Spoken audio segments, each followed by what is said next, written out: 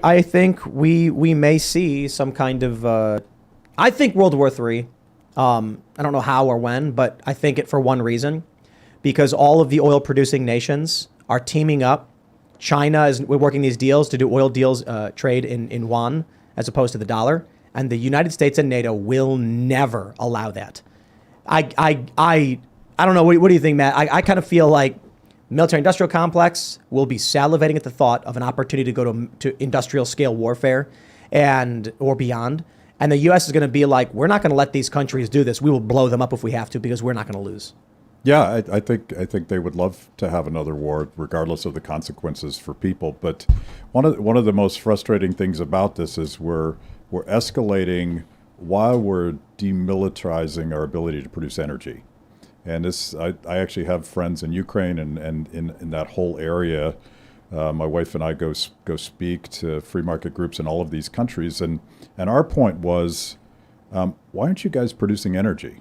You're banning fracking, you're destroying your economies, and you're basically made yourself completely dependent on your enemy's sources of energy, and all of this green stuff. There's a Green Deal in Europe that has already been implemented.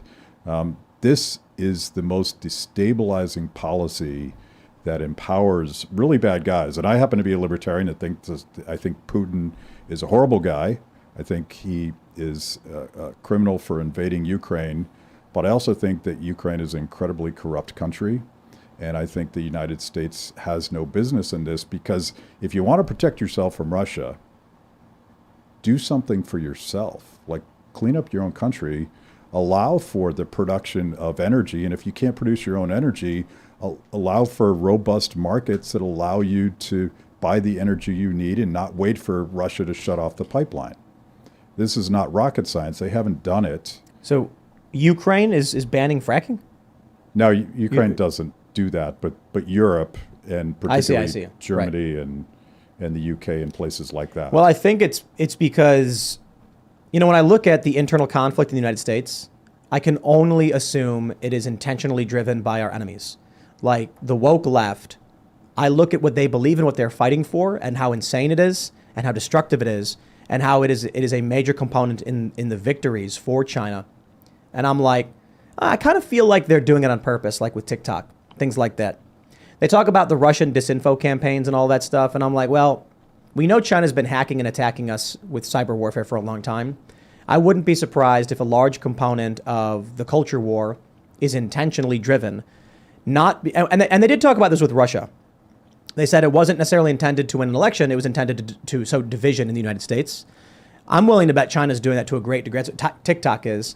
Yeah. I watched a video earlier where this woman was like, I am a bird. I am a bird. I am trapped in a human body. And like, that's the kind of thing that TikTok promotes. So if you have people in this country who are of sound mind saying, we cannot allow China to do the things they're doing with the Uyghur Muslims, et cetera, and then you're on a committee with one other person who goes, but I'm actually a bird, so I'd like to move this here and talk about what we're going to do about bird rights. And you're going to be like, what? Undivided power with this guy? China, the Chinese Communist Party, knows we cannot function politically if half of our political system thinks they're animals or weird things and doesn't make any sense. And that's where we're being bogged. We have weights strapped to our ankles. I don't see how we win this one.